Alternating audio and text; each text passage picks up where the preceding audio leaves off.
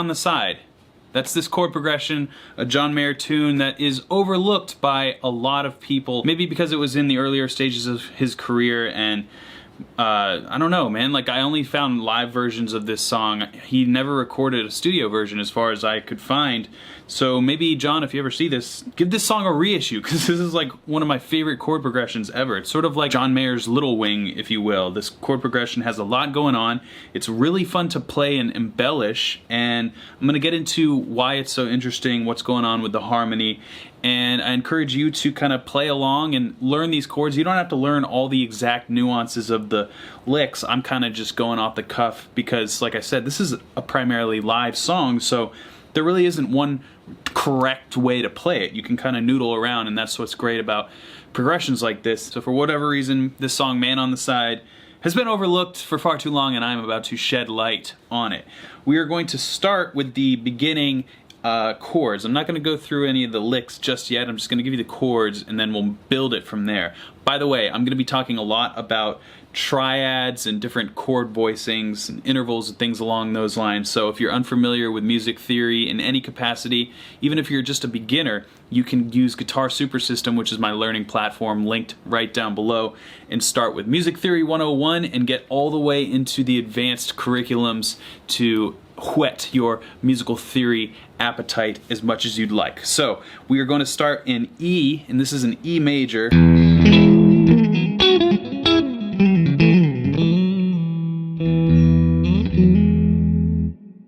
So I'm primarily in the E major pentatonic scale, which if you don't know that sound, it sounds like...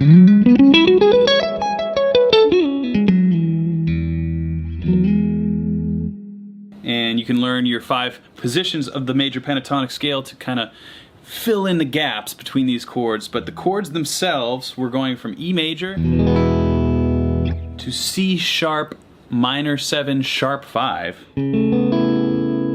Delightful chord there. And then we're going to B major. And then this is a turnaround here, A major. Back to E. This whole thing repeats again. You can play B up here if you want. Now the next part here is an F sharp minor 7 with an added 11. And then we are going to also have this 5th on top. Beautiful chord there.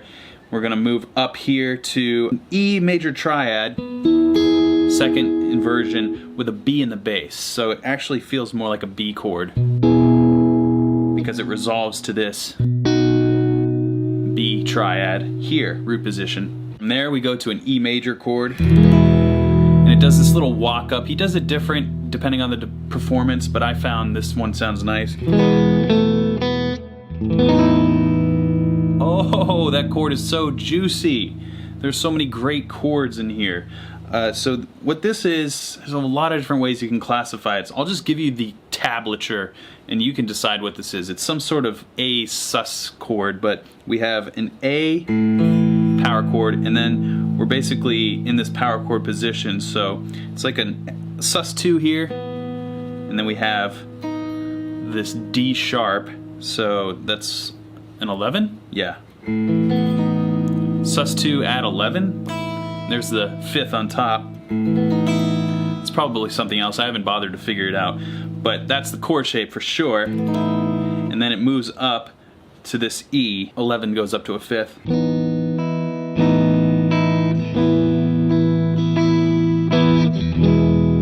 Now we're home again, and we depart back to this E over B. But instead of resolving down here, we're going walking up the bass line. And this becomes a C sharp minor 7th chord. And then we're going to this little turnaround F dominant 7th. And you can add these open strings here for some extra extended intervals. And then we're going to come to the end here. This chord again, this magical A sus chord, sus 2 thing.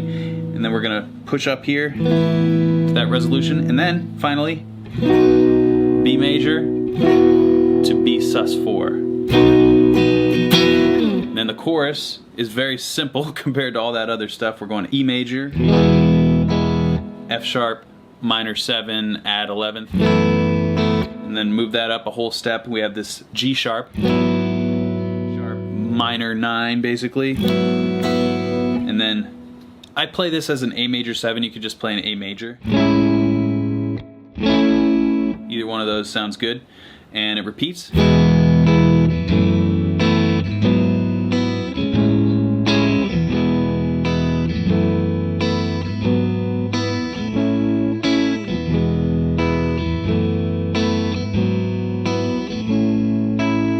We have this little thing.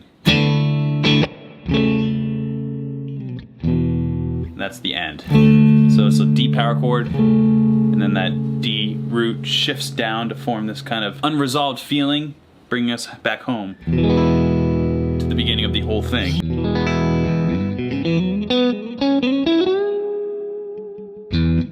Now that you have the harmony down, well, do you have it down yet? It takes a little while, but this is such a comfortable chord progression. This is why I likened it to Little Wing. Is I didn't actually spend too much time learning the chords. I could kind of hear the song go where it went without necessarily listening to it too many times.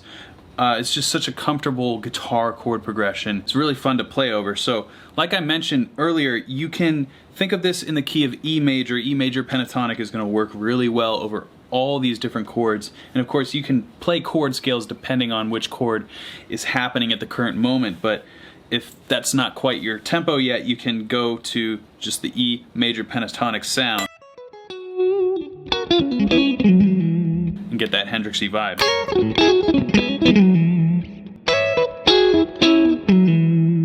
Among these licks, I'll show you a couple really nice ones. The opening one, which I'm kind of embellishing, but I'm sure I've been influenced by, you know, like John Mayer, John Frusciante, or something like that, is just kind of feels real familiar sounding. This thing here. The actual recordings, he really just goes.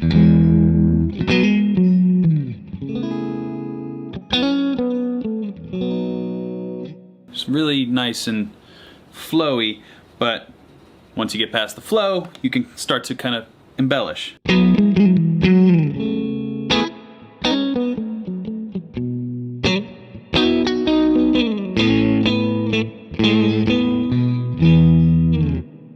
That little turnaround took a minute for me to kind of hammer out by ear. I said the turnaround chord was an A, but the harmony, the way John plays this stuff, it actually comes back up to a B for a split second, so it sounds like this. It's a very subtle nuance there that I think is actually worth keeping in if you can. This chord progression is really two big chord progressions, the verse and the chorus. The verse is obviously longer than the chorus, but having that nice time is really going to help you feel the sound of these chords and understand where you're going to go next, because you can tend to get lost. There's a lot of harmonic richness, and the way John wrote the song is basically to support the melody that he's singing, I think. So it's not as important to play the correct voicings as it is to be right on the beat and kind of pay attention to the root notes. So with all that said, we can get pretty creative with how we get from one chord to the next. Drop my pick. Oh, got it. It was falling into the vortex, but I caught it. To kind of tie a bow on this chord progression, I think the really great part about it is that there is so much harmonic texture that you can kind of be creative but still pay homage to the tune. And my favorite chord I alluded to, this sound right here is just so cool, and this is why I'm highlighting this chord progression. There are so many like rich chords and luxurious chords in here that you can take away. Even if you don't learn this chord progression, just learn some of these chords and put them into your songwriting, and it will enhance anything that you do. So I would take this one. I would definitely take this chord, which is really nice. You can actually use that as its own resolution for you to steal, and then you can also take chords like these basic, just anytime you can have open strings, and this is why I love E major, C sharp minor, you have access to all these open strings. These top two strings are in the key, the B and E, and they really add a lot of life to all the chords that you can find in this tonality.